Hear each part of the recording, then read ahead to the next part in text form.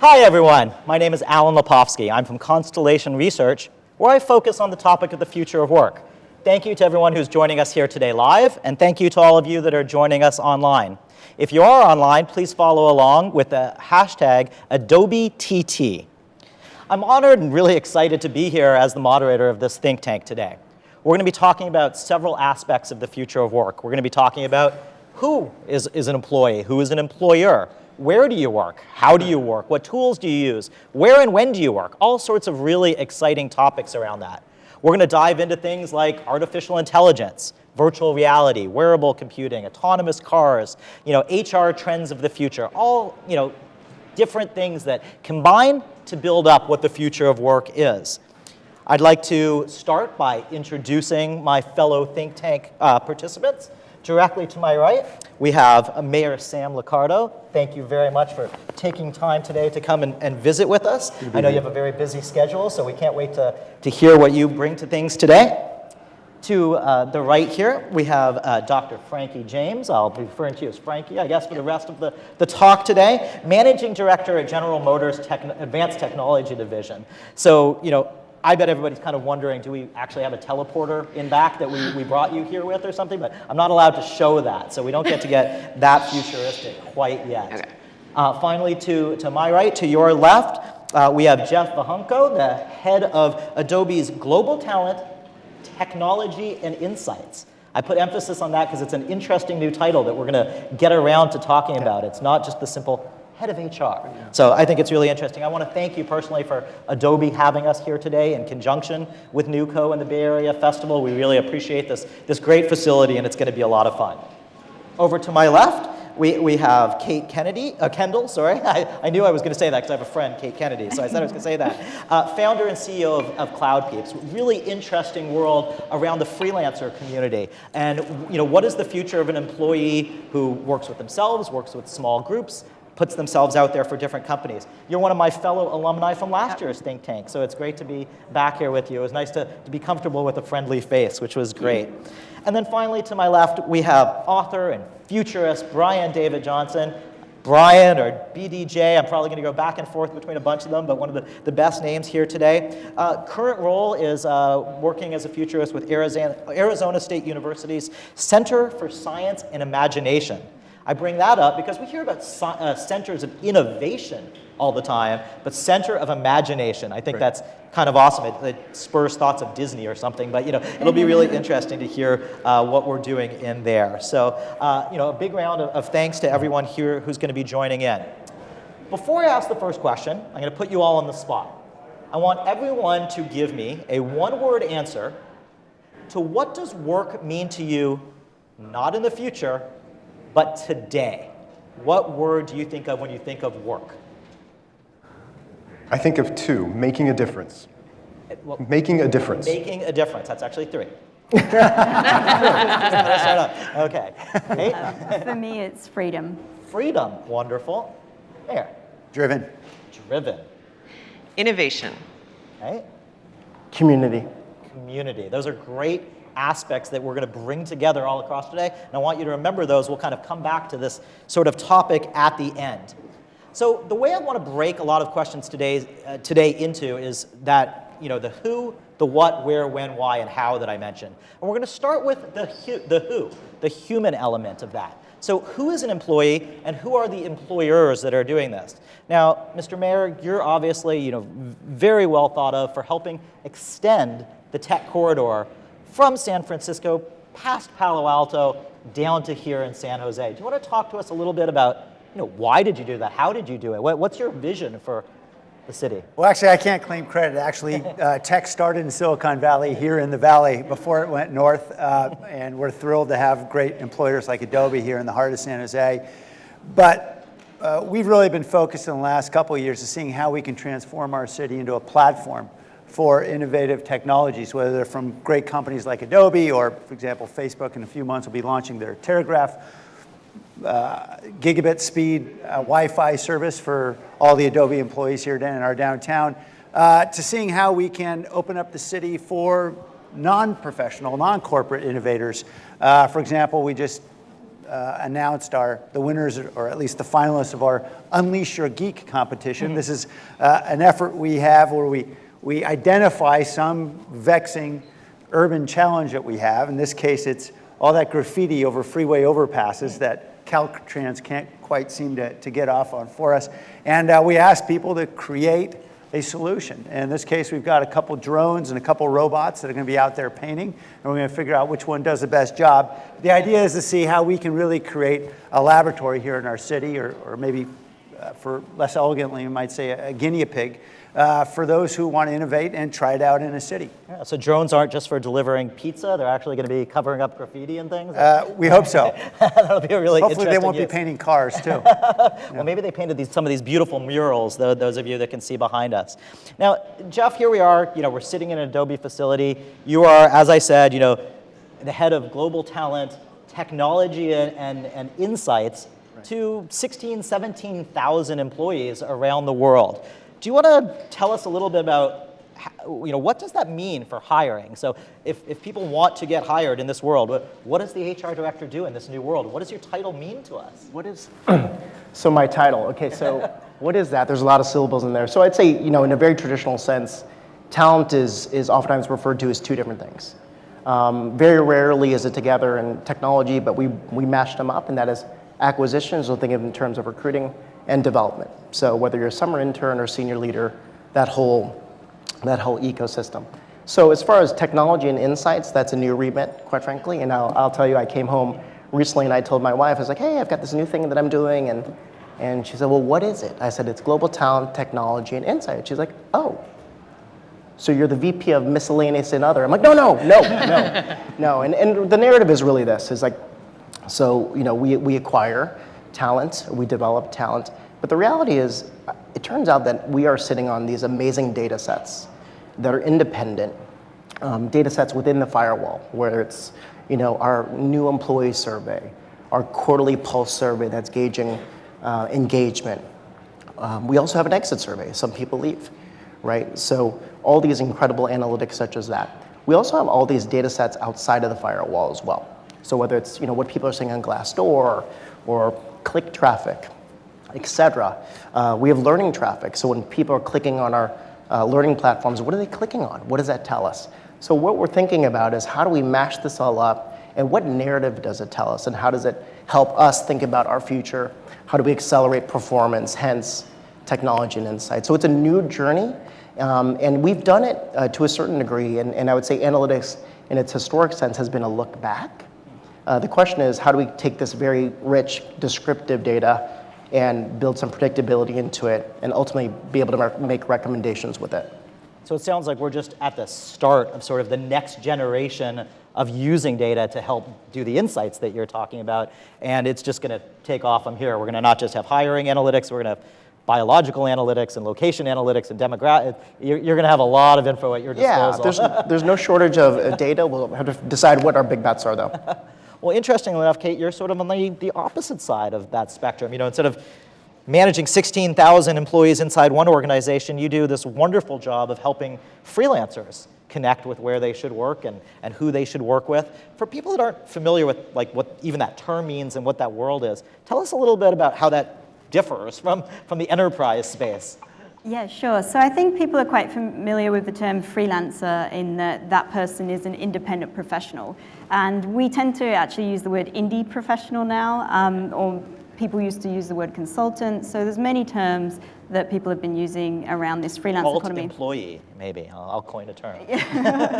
And I tend to steer away from the gig economy or gig worker and all of that, because I think that downplays the significance of this movement. And we have actually 14,000 freelancers on that side, so it's interesting to see Catching up to you. She but could build an Adobe. It's very different. We're still a very small company, but I really believe as a person I was a digital nomad, which is another term when I was living off Airbnb and working remotely for 2 years. Okay. You can probably tell with the accent. So Southern California, right? Yeah, totally. So as I was working and building my own business, and I think as a millennial, this is more and more people are going to be working in a different capacity. One of the words I was saying is freedom, but I think people really are seeking a much more flexible way to work away from this 9 to 5. And And I think organizations can offer that too, but we're seeing it really happen in the freelance economy at the moment. So, we talked a little bit about this last year as well. Is there any like major trend you've seen? Is this growing rapidly over the last year? Or Yeah. are we all going to be freelancers in 1, 3, 10 years from now? Well, the latest data from the Freelancers Union that was released for 2016 said there's 55 million freelancers at the moment, and that's around 35% of the US workforce. And the stat that everyone kind of chucks around is by 2020, 40% of the US workforce will be contingent workers or freelancers. And what that means is not that we're all going to quit our jobs and go sit in a cafe on a laptop. It means that we're going to be selling our services or freelancing around some sort of employment or being a full-time freelancer. So it includes both kind of ways.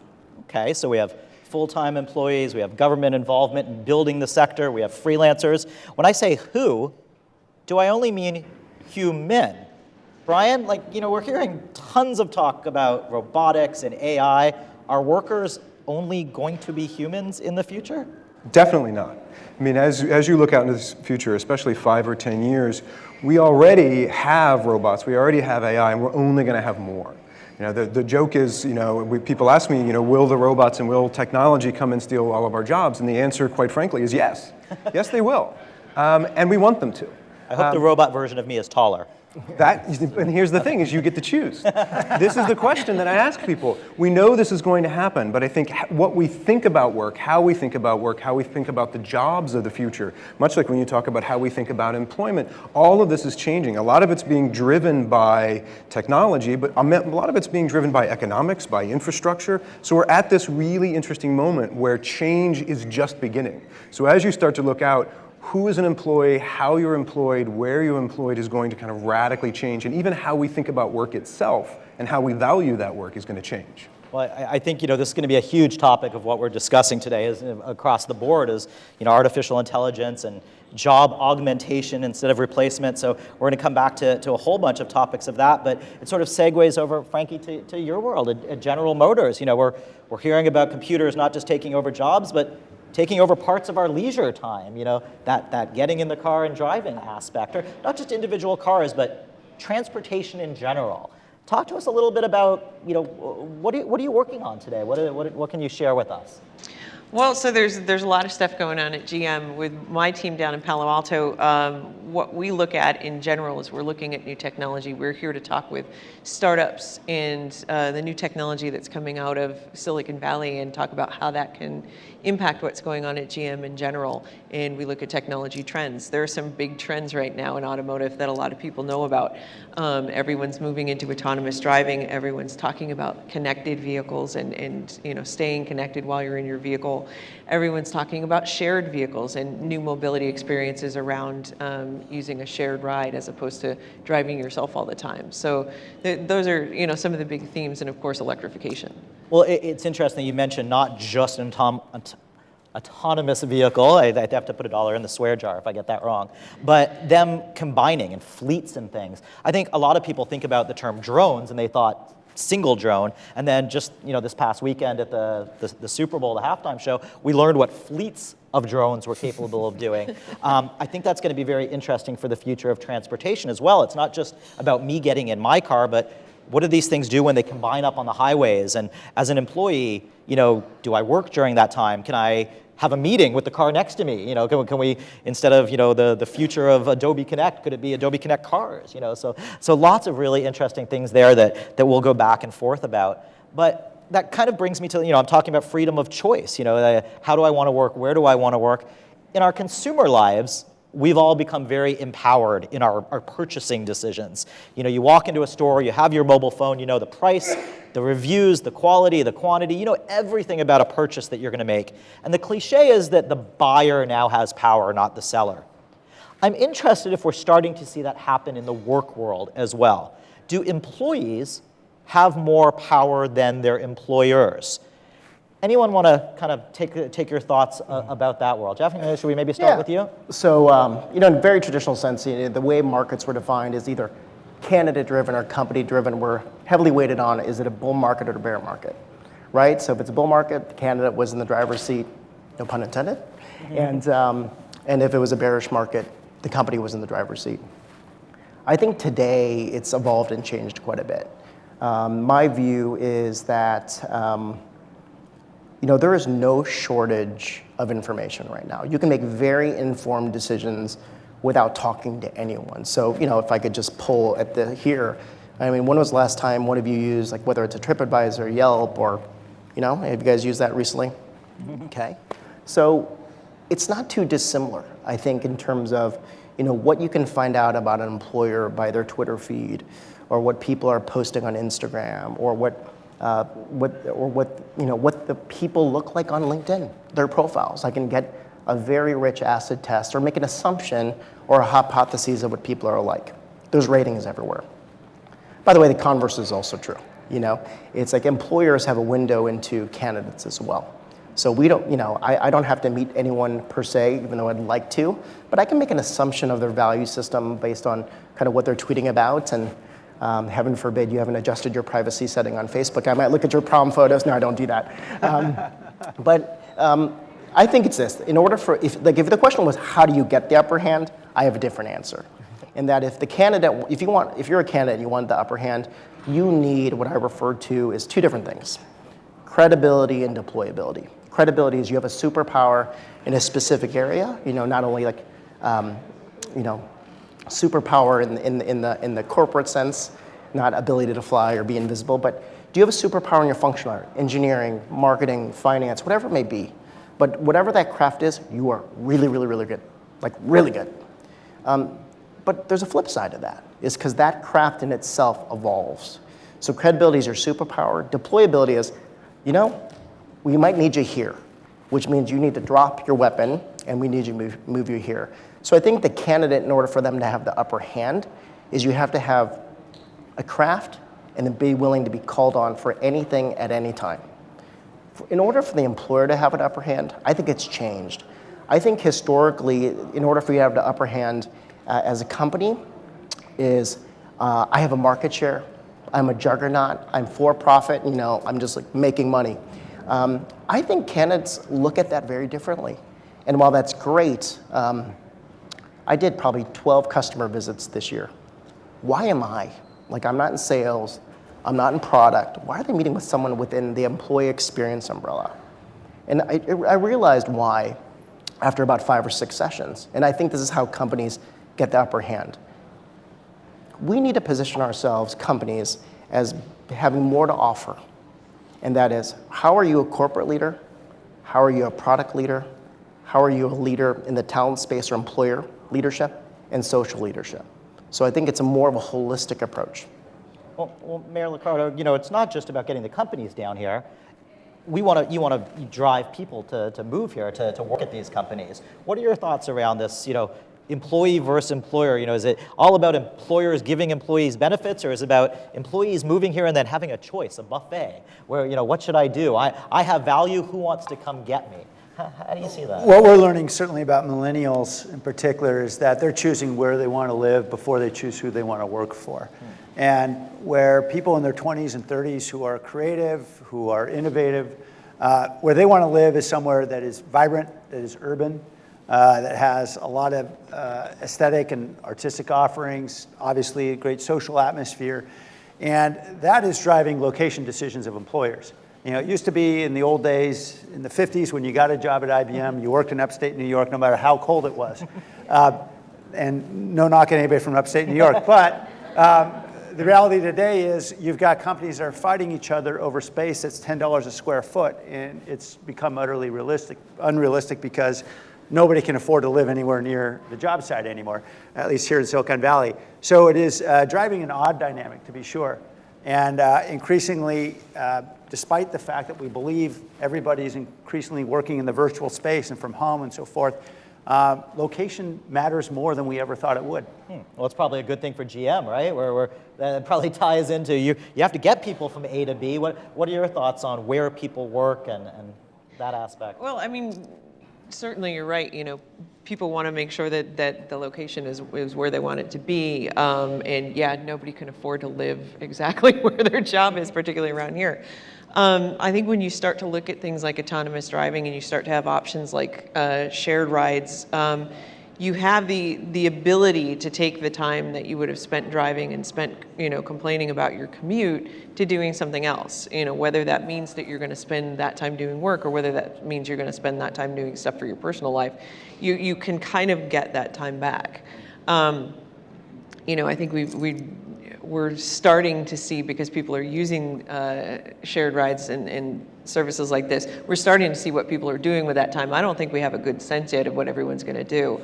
Particularly with the autonomous future, people have pictures of, oh, well, it's going to be, the place where I get ready in the morning and I'm actually going to take my shower and brush my teeth. And some people are saying, on my way to work. Yeah, and some people are saying, I'm going to do my work. And it's like, okay, are you going to get motion sick while you're doing that? And so, we just don't really know yet. And we need to find this out, because it makes a difference what people want to do in terms of how we might want to configure the vehicles. And that's what, when I talk to people, talk to cities or companies about the future, I said you should think about the infrastructure. When I say infrastructure, I mean real infrastructure, things that you do, but also corporate infrastructure, like what that is. You think about it as the smartphone.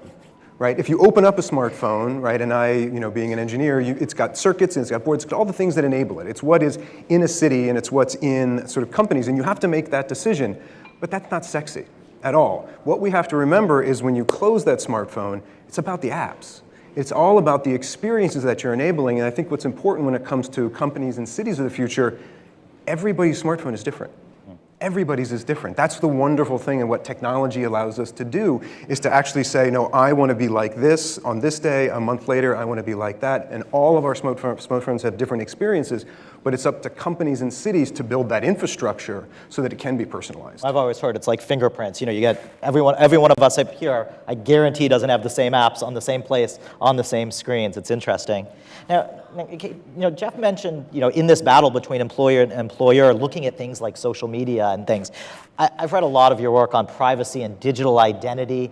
In this crazy social media world where everything we do is kind of transparent and out there, what's your take on the ownership of who we are and what our expertise is and how we choose where to work? Yeah, so to the original point around who has the power, I think you have to look at where that lies in order to answer all the questions. And I think what's happened is businesses become increasingly humanized, and we're all employees, right? There's no employer. The concept of an organization is really people. So I think when we stop thinking about us versus them or an organization versus people, like once you remove that psychological barrier, we're all people. So then we want to really be focused around how it is to work well with people. And I think as the mayor's point around millennials, what they want, money isn't the number one thing that people look at. So this is not a power about money anymore where people can say, live here, do this, and you'll get your carrot. It's completely shifted. And I think as soon as organizations realize that, they'll be able to attract talent back into them. And I've actually seen a movement away from cities like San Francisco, because it's getting expensive, to cities like this, Sacramento, like I even say that will become California's Portland. So I think that's really interesting in terms of the power shift. And then on privacy, I think that people are getting much more comfortable with what they share online. If you ask 5 years ago, a lot of Twitter avatars were still their egg, and people were having pseudonyms and all of that. So I believe that we should have the right to privacy, of course, but I think that the more that social platforms get up to date with giving users the ability to choose what to share, will be great, but Gen Z is absolutely sharing crazy. Is it good that we're getting comfortable with this sharing? Is it going to come back to haunt recruits that Jeff's going to say, ooh, I looked at your Facebook page, definitely not, or the government's going to say, ooh, you're not right for this role? Yeah. I was talking to someone who worked at Facebook recently, and I mean, Zuckerberg's vision of the world is you either go one way or the other, and they're going in that direction of where everyone is comfortable with everything being out there.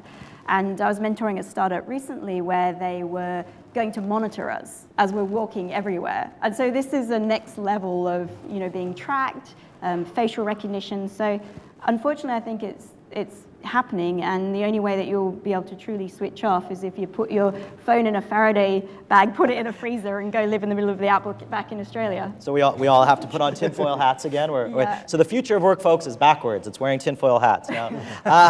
With that reputation and with hiring and things, we use the word expertise. When we look at sci-fi movies, you go back to the cliche scene in The Matrix, Brian, where it's like, I don't know how to fly this helicopter. boop, okay, now I instantly do. We can download that. If every answer is a Wikipedia or YouTube away, what do I do with my pocket square? How do I tie my tie? How do I learn quantum physics? If I can get an answer to anything, what becomes of human expertise in this next generation? Well, human expertise isn't just data recall. It turns out our brains are terrible hard drives. We're awful. Like literally the way our brains work is we remember things differently. Every time you remember it, you actually rewrite that memory. So I always tell people, don't try to turn your brain into a hard drive because it's going to fail.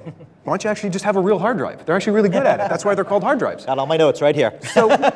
But I think what we need to embrace is actually what's really great about being human beings. I mean, human beings are great communicators. They're really good at emotional intelligence and looking at somebody. They're also really, really good at creativity and story and coming up with stupid, crazy ideas. I joke with my students that 1 + 1 = 2 is math. Machines, let the machines do that. 1 + 1 = artichoke might be genius because you're able to come up with these things. So I try to push people even at dinner parties to say, we're not having a Google conversation. We're not just talking about stats. We're not just talking about who directed this and who did that. Let's actually have a real conversation. Let's talk about opinions. Let's talk about creativity. I think all of this actually frees us up to be more human. Okay, we've heard the term human a lot, which I love. So I want to pivot. We've been talking about the who. I want to talk about not where we work or what an employer is. I want to move for a minute to why do we work? What is the point to going to work every day? Is it a paycheck or is it passion? What makes you get up in the morning? So, we've all heard from our guidance counselors, get a job in something you care about. How many people actually work in something that drives them, something that they want to be doing? What are all your thoughts? Or, we'll start with you. What is a job? Why do we work? Well, I think here in Silicon Valley, we embrace the notion Steve Jobs made famous that our role is to make a dent in the universe somehow. And whether we're in the public sector, I think many people certainly are public spirited if they're entering my line of work, but so many folks in tech as well. And they want to have a legacy that they actually move the ball forward in some significant way for the rest of us creatures here. I understand that dynamic may change as you get a mortgage and kids and have to pay for braces, but for the most part, at least what we're seeing among young companies and an awful lot of the innovating that's happening here, there really is not an obvious paycheck at the end of the rainbow, surprisingly. As I talk to so many brilliant people here, I'm just amazed that often they are languishing for years, not really knowing if there's ever going to be a payoff. That is very impressive to me. I think that's a wonderful thing for our world. Since my group works with a lot of startups, I know what you mean about people working. It's not necessarily for a paycheck, and I think that's actually can be true in large companies as well, or at least it's a culture that we try to embrace. People are getting jobs or trying to get jobs, at least around here, I've noticed, because it's something that they care about, something that they're passionate about. This is why I said innovation for me is the thing that's important. What can I work on that's a really interesting problem? And interesting can mean different things to different people. Is this interesting because it's going to solve a social issue? Is this interesting just because it's cool tech? There's, that I think is what attracts people to go and do something that's going to give them a paycheck, hopefully at some point. But there is another side to that, right? So let's be clear. We're sitting in Silicon Valley, a great city, a great place. But when we say, why do we work? Basically I said, well, who's working? What's that future? What's that job? So we have to recognize that there's a wide swath of people who work simply to eat. There's a wide swath of people who don't have enough to eat, who don't have a roof, right? Who don't feel secure, whether it be through food or economics or politicals, whatever. So that is a base. So going back to that base, we are very fortunate. We are very fortunate here. We're very fortunate on the West Coast. But I think we need to understand the flip side of that is if we can enable a lot of that workforce who is just worrying about safety, security, we are losing so much brilliance. We are losing incredible amounts of brilliance. I am very fortunate. I get to travel all over the world and talk to people about it. I meet incredibly brilliant people who are far more interesting and smarter than I am, but they literally can't make ends meet, or they can't have their voice be heard. So I think it goes back to that idea. I think the challenge could be for us, and I think it's something that Silicon Valley takes on, is to say, well, great, how do we enable this massive, untapped energy that's out there? So is the solution to that technology? Is it regulation? Is it would be ideal if we all solved that. The solution to that is yes. The solution is all of the above. The solution is different in different places. It depends upon, there's certainly communities in the United States and in North America, it's one. If you go to Africa, it's different. If you go to other places, I mean, you can look at them, it's always going to be different. One of the things that I tell people all the time is that the future is local. There's not just one future, there's lots of futures, right? Literally people getting together in rooms like this talking about the future is how the future is made. And so to answer that question, what we do is number one, you care, and number two, you do something about it. And I think that's how you do it. But again, you keep pushing. I mean, there's statistic after statistics, especially with, like, say, people who are suffering from disabilities. There's like a 90% unemployment for people who have those disabilities. Think of the untapped resources. I guarantee you that there's people in that 90% that are smarter than all of us put together. It's just that they have not been brought up to that level that they can contribute. I could not agree more that what this world needs is empathy. We need to understand that we are not the prototype. You know, we are not typical, and we have to open our eyes and ears. And I think, you know, we're in a room filled with technology. We're broadcasting to people globally. I hope we can move forward and give that. And that's where that passion versus paycheck comes in. I think a lot of us probably have careers that are trying to help that happen. You know, that said, and, you know, maybe Jeff or Kate, I'm not sure who wants to jump in on this. Rather than money, you know, we had a conversation last night that perhaps the greatest perk of the future is time. Time is what people want. Time to be with their family, time to take care of their health, time to solve a problem that they don't get a paycheck for. You know, is that why freelancers exist? Because they want to be on their own time? Yeah. Is that? Well, it's funny because I was chatting with a friend recently about how I was happiest when I was freelancing.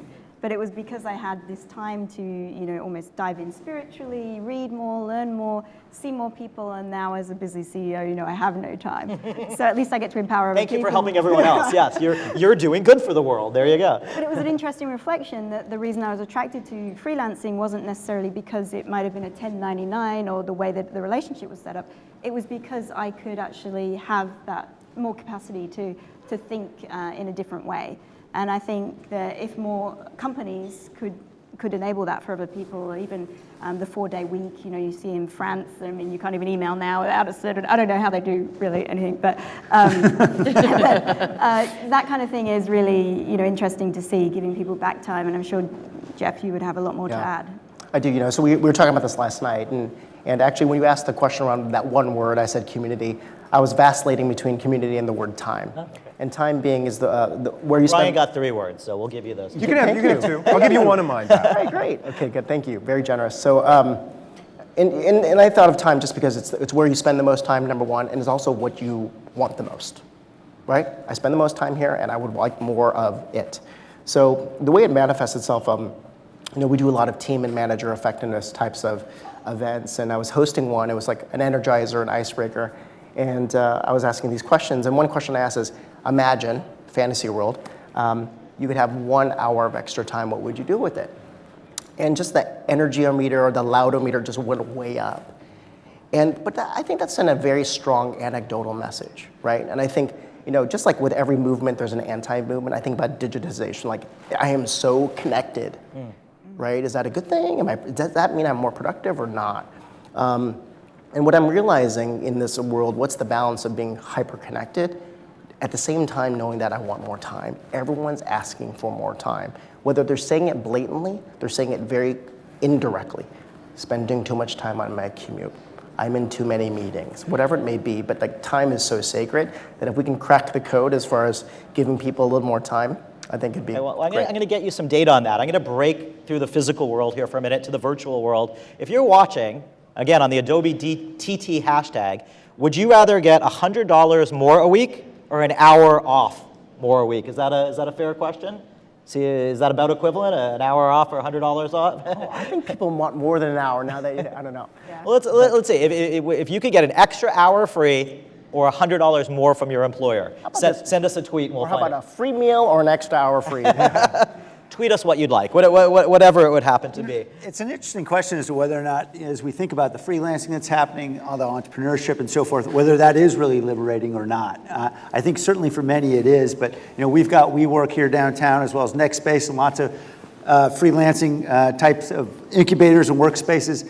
it's not obvious to me that those folks are working any less. They may be working a lot more, and particularly if they're entrepreneurs and they got a startup and they're really trying to drive to some goal of getting it financed. It is not obvious that liberation comes from being on your own. And I know plenty of folks who decided to go into a large company actually to liberate themselves to some extent. So it is, I think, complex. Is there a freelancer component of the government jobs? Yeah, when I don't get reelected. Yeah, and I have a lot of free time. I don't live in the district, so I can't vote, but all of you, please get out there. All right. Well, I want to shift for a minute. We talked about the people. We talked a little bit about, housing and where you work and things like that. Let's spend a few minutes actually talking about the tools, the physical things that the future of work are going to involve. That could be the office location and the chair you sit in. It could be your computer. Artificial intelligence, virtual reality, all of these exciting things that sounded like sci-fi are no longer sci-fi. There is absolutely no doubt that we work very differently than we did 2, 5, 10 years ago. I'm standing here with an iPad on my lap instead of a pen and paper. I'm asking questions to people on social media. What do we all think, from the transportation we take to the digital assistants that we're going to have? What is the big change that's going to happen? Are we going to have something help us free up that hour of time? Let's bring these things all together to the future of technology. Brian, pick me, the futurist. I'm going to turn things over to the futurist. So certainly, as we know, we have industrial-grade artificial intelligence. We have autonomy in land, sea, and air. We actually have the use of big data. We have smart cities. We have the coming together of the Internet of Things. We have very large cultural shifts going on that, as we look 5 to 10 years out, we're going to have this sort of age of sentient tools. These are tools that, number one, are aware. They're aware culturally, they're physically aware, so they're aware of who they're working with. Number two, they can think. They have intelligence. Now, we're not trying to replace human beings. Some of that might, but we're not replacing human beings. So they're aware, they can think, and then they're social. They can act and interact. They can know us all as individuals. And all that puts together and makes it us these sort of sentient tools. And so my question that I ask the people is, well, what does it mean to work in a time with these sentient tools? As I mentioned, yes, the machines are going to take our jobs. And one of the things when I joke with people about this, I say, if a machine takes your job, if a robot or artificial intelligence take your job probably sucked. Really, because it was turning you into a machine. It was turning you into a robot. And for centuries, we have rewarded people for being robots and being machines. That's literally what we've been doing. And the question, though, I want to ask people is, so as we look out and we do get freed up and we do get that time, well, what do we do with that time? Right? There's so many more things that we could do. And the question that I ask folks is, what is the future you want? Oftentimes people sit back and they're passive. They let the future happen to them. So can the employees and future employees help drive that instead of sitting back waiting and listening to what's coming to them? How do they get involved in shaping it other than coming to a seminar with you? Like, what can people do to shape this future? The first step is really just ask yourself. You have to take that power. Number one is what is the future you want? And what is the future you want to avoid? So going back to the freelancers that you mentioned, for some freelancers work more than 9-to-5ers because they've made a decision. That's the future they want. How they do it, the mechanism for how they get it done, that doesn't matter. And I think you also say, well, what's the future you want to avoid as well? That's oftentimes what we don't kind of talk about. And then once you've got that, in my world, you have now a requirements document to say, okay, well, these are the steps that I can now start taking. And then you can hold yourself accountable, your family, your community, your employer. You can hold everybody accountable to that, but you have to have a vision. Nothing great was ever built by people. No great job was ever achieved without imagining it first, to say, this is what I want to do. Well, I think you're spot on about, whether our current jobs are taken over or not. What differentiates us is that we evolve. Like, this technology has always been replacing some element of what we do. And it makes us radically change and think about how we think about work. So I was talking to Jeff before. So we all know the job description. Everybody has a job description, right? This is the most insane thing ever. Sorry for all the HR folks out there. A job description is so dehumanizing, and here's why. So I know you had a great idea here, saying there's 50% of the time you're going to go do this thing, and then there's 50% of the time that we don't know what you're going to do, but we're going to figure it out.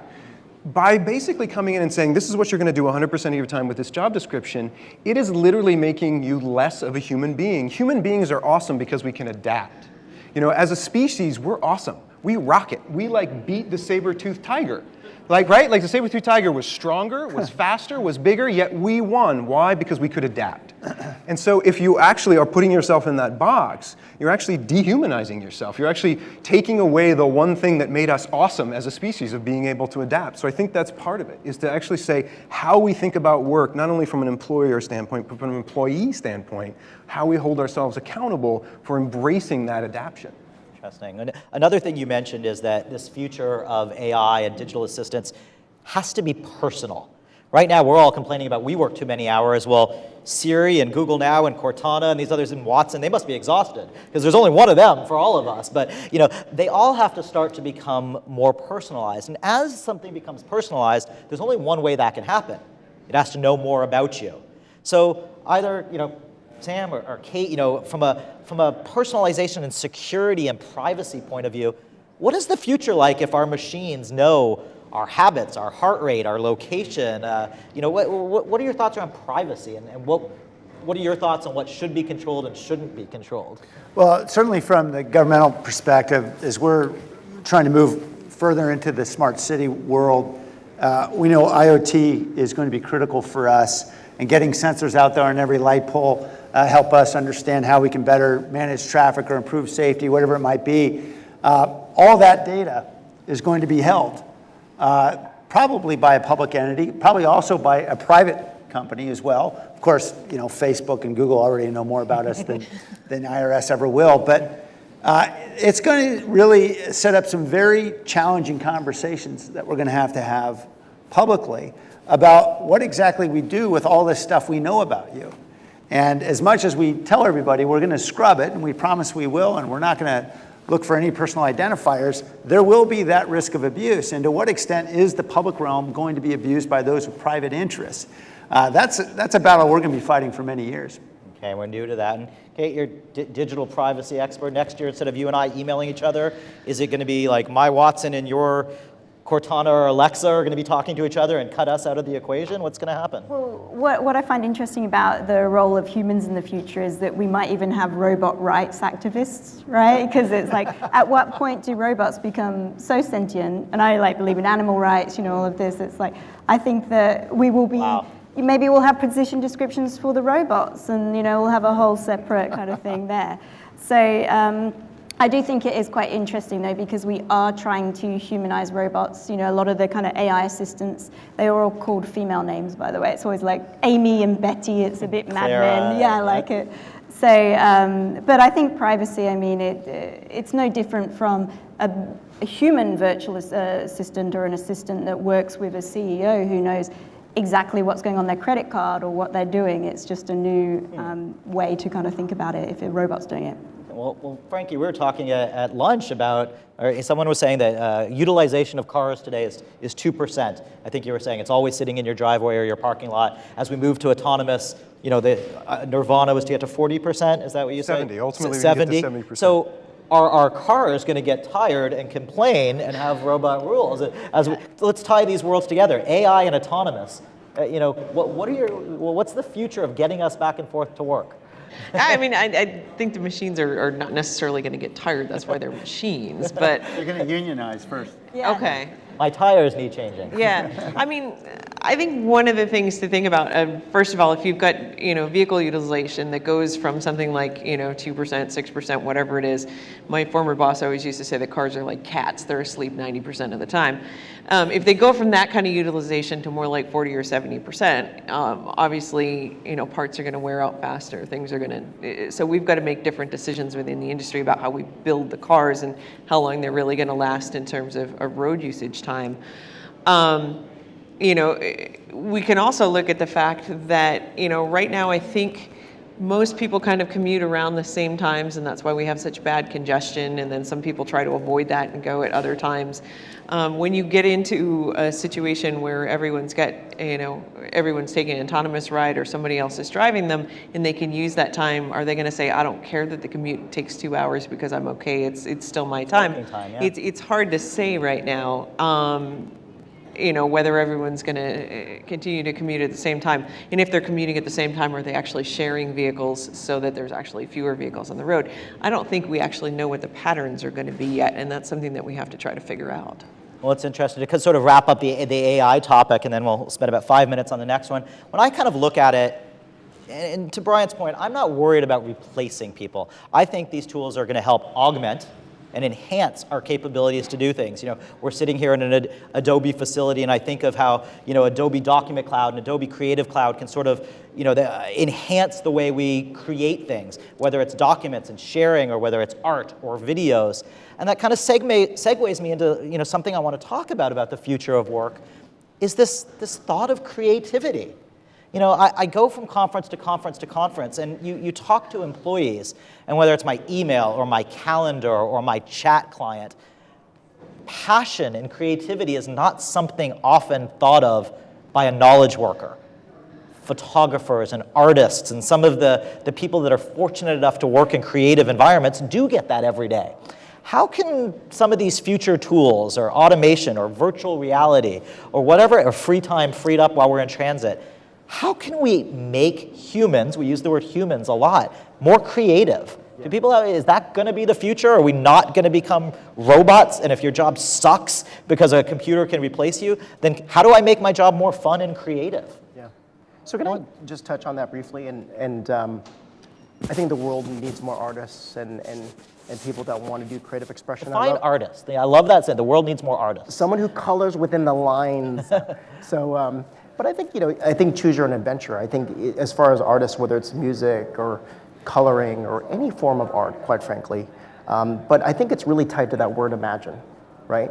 And I was talking to this executive recently, and I thought it was fascinating. And it turns out, I wonder if there's something here. I have a daughter who's 9. She loves arts and crafts. We went to a local arts and crafts store, and I started to notice like these coloring books, right? And I said, what's the scoop on these? Like, I see them everywhere. He said, they're adult coloring books, right? And you could tell that they're more intricate, right?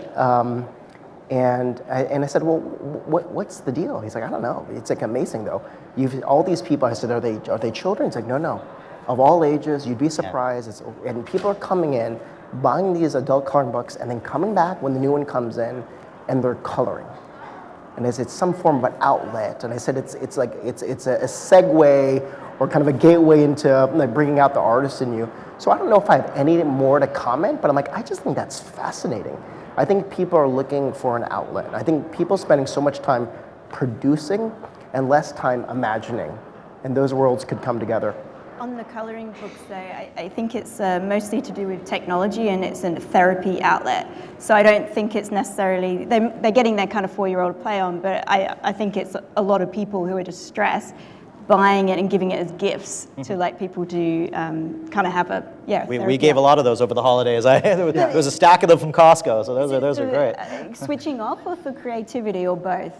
It's relaxation. It's not staring at your Facebook stream for 5 minutes, which is a nice thing that we need to turn off from. Yeah. I think the thing that we should talk about, though, is about imagination. I mean, again, I work at the Center for Science and the Imagination, so I spend a bit of time sort of thinking about imagination, and the idea is, well, we all have imagination. And I don't say that in kind of a nice, kind of fluffy way. Literally, the way our brains work is the thing in our brain that allows us to think about the future is the same thing that allows us to think about the past. Our brains are literally story-believing machines. So literally for us to think about what you're going to do next, to think about the next question you're going to ask, to think about the next question in the Q&A or what you might tweet, you're all imagining. We're actually using imagination. But the thing that we don't do is we don't have the outlets and the tools to do it, and oftentimes we're not in a culture that both says we value imagination and we reward it.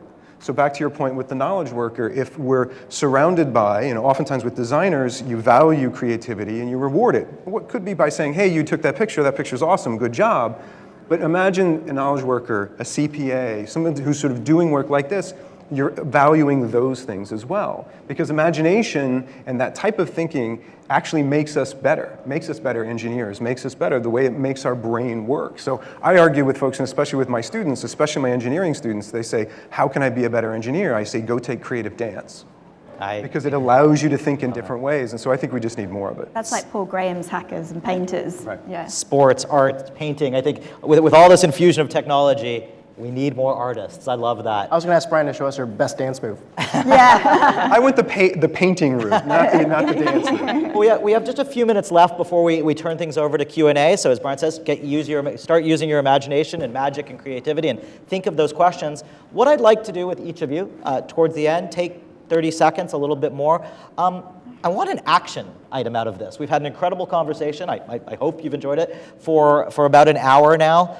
From your field of expertise, your point of view, et cetera, give people an action item. What should they do 5 minutes from now, tomorrow, the next 5 years of their career? We'll start and we'll just work our way around. Sure. So what I would tell everybody, first off, I'm an optimist because the future is built every day by the actions of people. People build the future. It doesn't just happen. So I'm an optimist because I think, hey, let's all get together and build a future that's awesome. Let's not get together and build a future that sucks. It's pretty easy.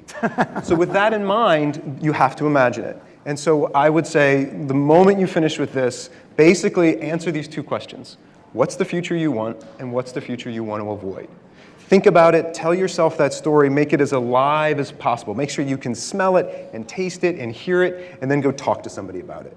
And the more you go and talk to more and more people, you'll actually spread that, and it'll actually get bigger and wider, and maybe somebody will come back to you and tell you that's a dumb idea, or they don't agree with you, and then you say, ooh, tell me about that, why? Let's get into it. And you actually start to form a very plausible future. And once you have that, then you can start to take actions. Every day, you can take one action, whether it be smaller, reading a book, talking to somebody else. You can take these small kind of micro actions, and very, very quickly, you will actually begin to change your future. Because that's how you change the future, is you change the story you tell yourself about the future that you're going to live in. I love the idea of optimism and us having a say in crafting our future.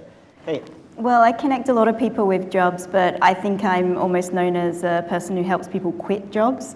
So maybe the first thing I'd say is go quit your job. I think in life is... Adobe employees, yeah. don't call No, but the assumption if you're not doing what you love or feel valued, or you know you're not answering that purpose, that passion, I do think there's plenty of opportunities out there now that people can find their own pathway. So I think the first step is getting off the tick box trajectory of life that we think we have to be handcuffed to, and just saying, actually, if I go out there and really go for it, there is opportunity to fail and get back up again and not feel like I have to do something that I don't want to do. Your world ties so well together to the concept of optimism. Make your own path. Yeah. Find, are you in the right career? If not, Yep. change. Exactly. You're all about change. Mr. Mayor. Well, it wouldn't be much different. I think I'd ask everyone to consider for themselves what about their job prohibits them from doing something that's meaningful, that's impactful, that's consistent with your values. And if there's something you can change about what you're doing in your job to actually have meaning, that is, it has some consequences for something greater than yourself, then you're in the right job. And if not, go find another one. Okay. I guess I would say, coming from a company that's got a history of over 100 years, we're talking about the fact that we're at a pivot point right now where I think the whole automotive industry is going from just building cars to talking about transportation solutions in general because of all the new technology that's coming out right now. And so I would say, what people should really be doing is thinking about the things that you sort of take for granted and have done the same way for a really long time, and say, is there a way to make this better? Can we change this? Can we do it in some other way that, frees something else up or makes something, much more cool and interesting? So let me just clarify something. I asked Brian earlier today, I said, define future, and it was 10 years out? Mm-hmm. Is that right?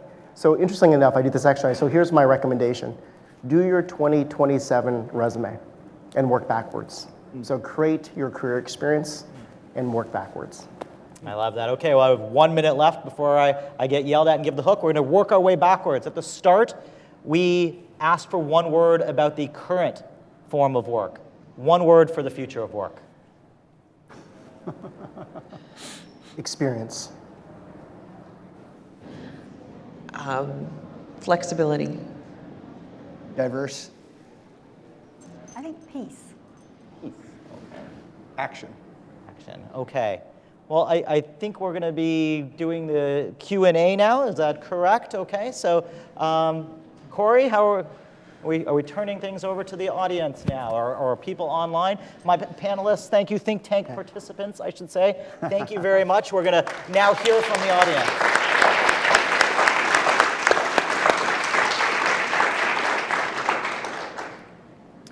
Who's the brave soul that goes first, that breaks the ice? That guy, or that lady.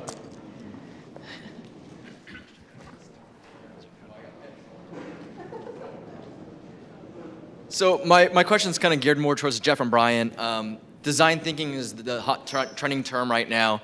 And I think it's really missing in our organizations, and we're going to see that change in the future to allow companies to adapt quicker and to innovate quicker. And you see startups oftentimes have engineers that create these genius products, but when it's finished, they don't have a way to go to market, hence the need for the design thinker. How do you think we can change that and find more value in a design thinker mindset in an organization, especially one like an Adobe? Yeah, can I ask you a question back? Yeah. What's your definition of design thinking? That's a great question too, because I was at an event yesterday where we were talking about that. Because I think right now people think a design thinker is somebody that actually designs product, but I think it's somebody that thinks creatively and outside the box. And I know that term's overused, but I think that's what a design thinker is. Yeah, so I'll give you my rendition, but I would say, I'd turn it over to Brian. I think I personally, as far as design thinking, I'm always thinking about the audience, right? So this is more of an EQ thing than an IQ thing, is how is this thing gonna land? So when I think in terms of design thinking in my context is the audience. And I think innovation can happen a couple different ways. This is cool, and I'm gonna insert it on an audience. Another way is to take feedback and put yourself as if you are the consumer. That's my way of doing it in the world I live in. So I think it's always come from the lens of representing the consumer, always. But yeah, my joke would be as a futurist, I look 10 years out. So in the future that I'm living in right now, everybody's doing design thinking, and it's so early 20th century, and everybody's doing it. But all joking aside, design thinking is really, it's a way of thinking, right? It's a framework. It's a way of approaching problems and organizations at a meta level. And I would put two things to you to answer your question. Number one is the whole organization needs to be designed around that HR, engineering, facilities design, all of that gets sort of tied in. You're right, it's not sort of a specific thing. You have to think about it also as a framework for a way of coming to problem solving. The other side of it is, in many places, you see companies that are on the wrong side of the future.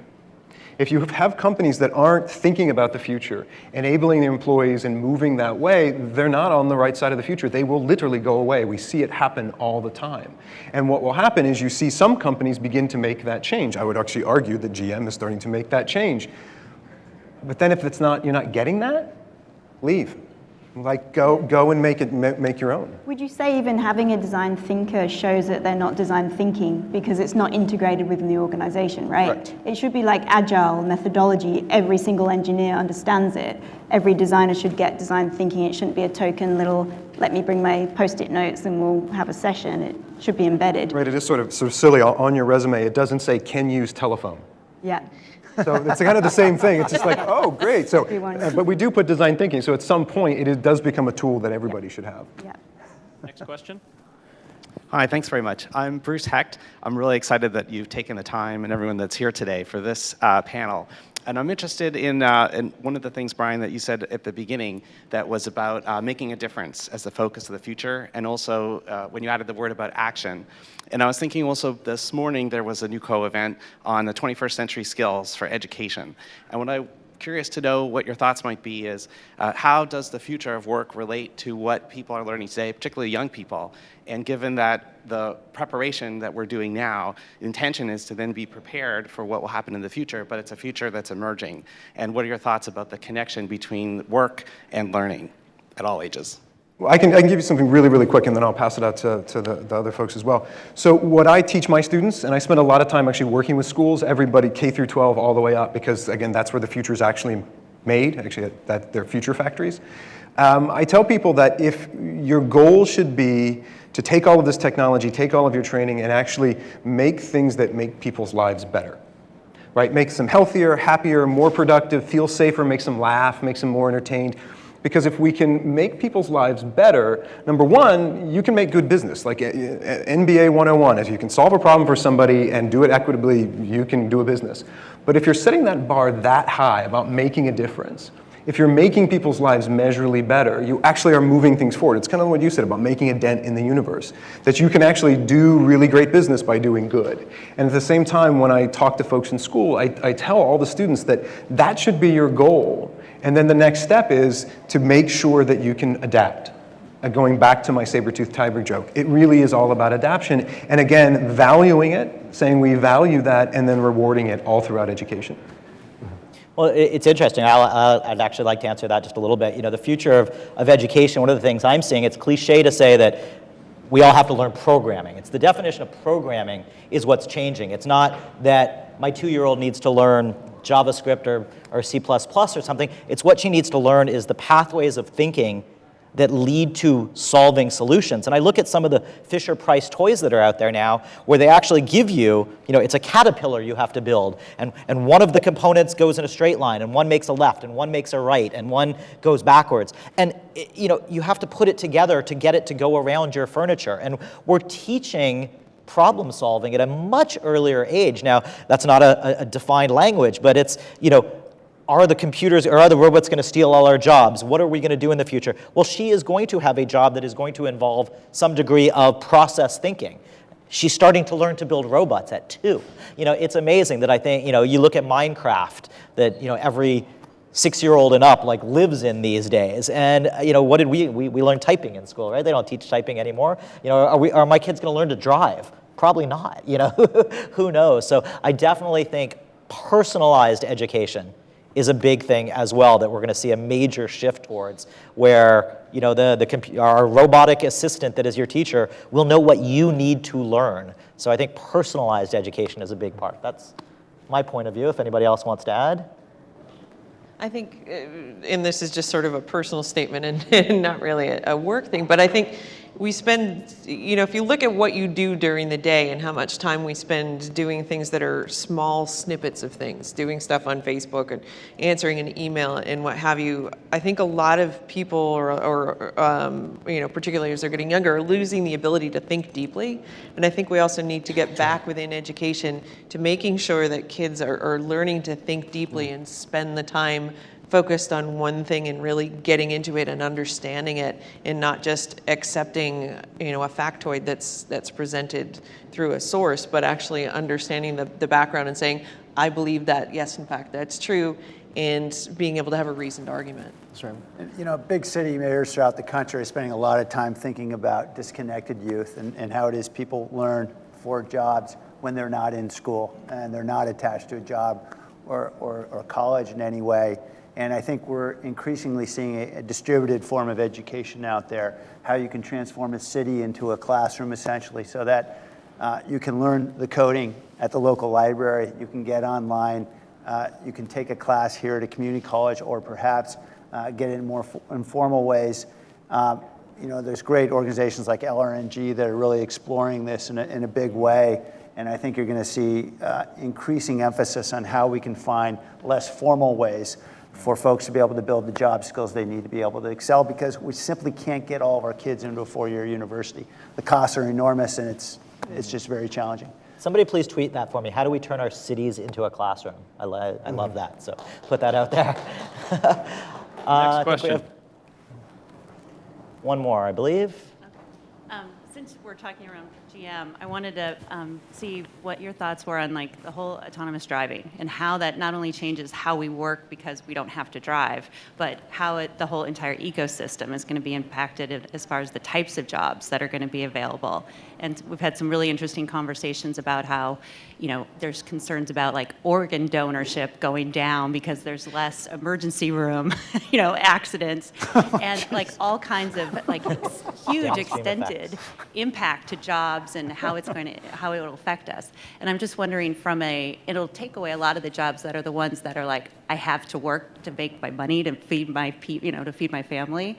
How do we, across industry, education, and government, prepare people for a world where the types of jobs are going to be so different, and we don't even there's a lot we don't even really expect, but there's going to be huge impact to driverless cars.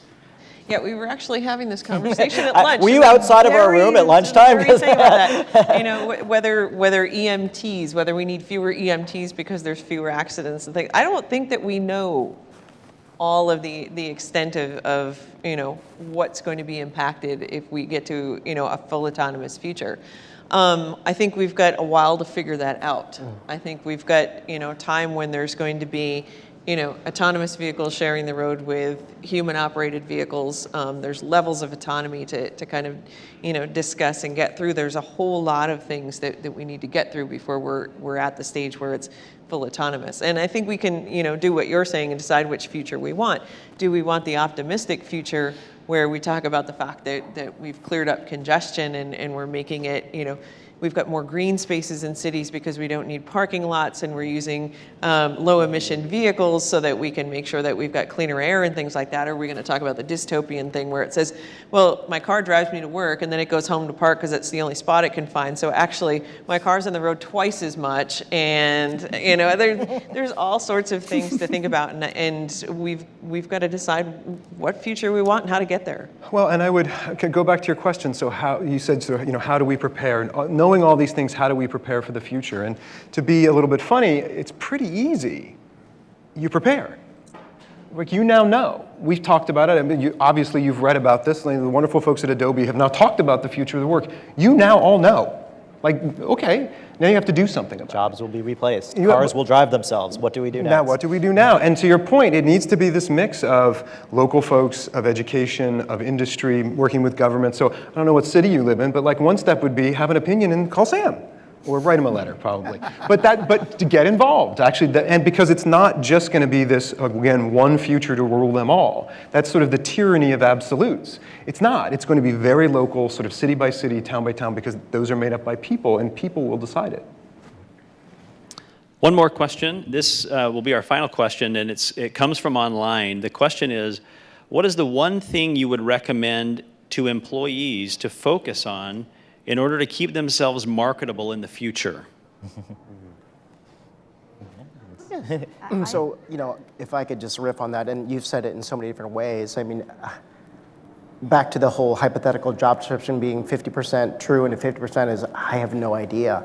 And I think it's one of those things around changeability, right? So the way I reference it is, capability is your craft, copability is your craft under pressure, and knowing that it's going to change. So I think, you know, it's not necessarily a skill per se, it's our behavior, is the ability just to roll with it. Is, are you copable or not? Figure it out. And I think those are the leaders that I think accelerate, is can you get it? You know, are you a practice player or are you a pressure player? Can you get through it when it's tough?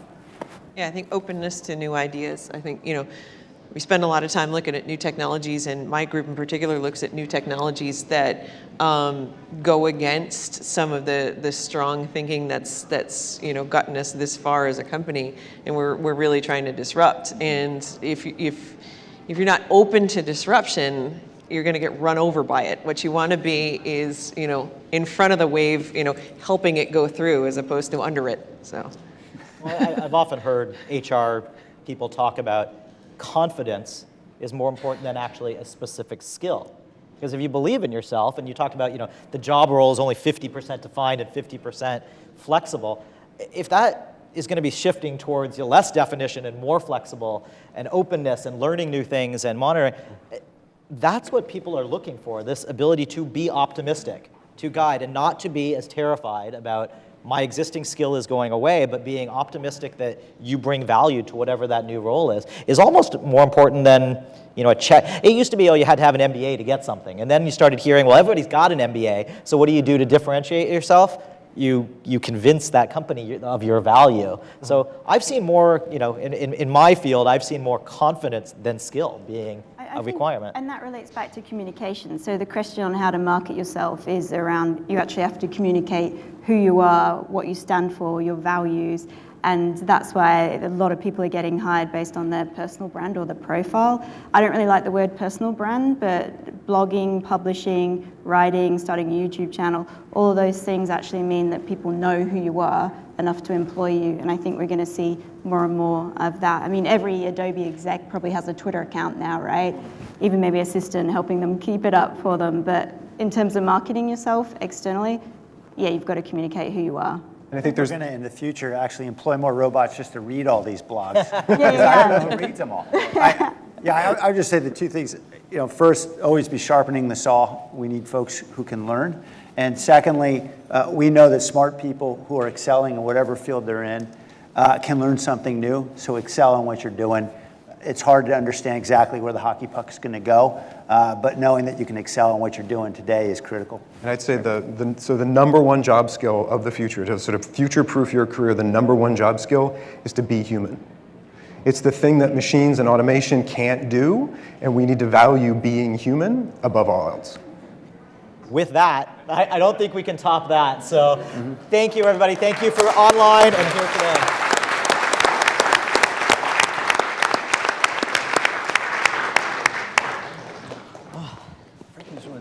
Thank you so much. It's wonderful to look at all your work up in Palo Alto. Oh, thank you. I think we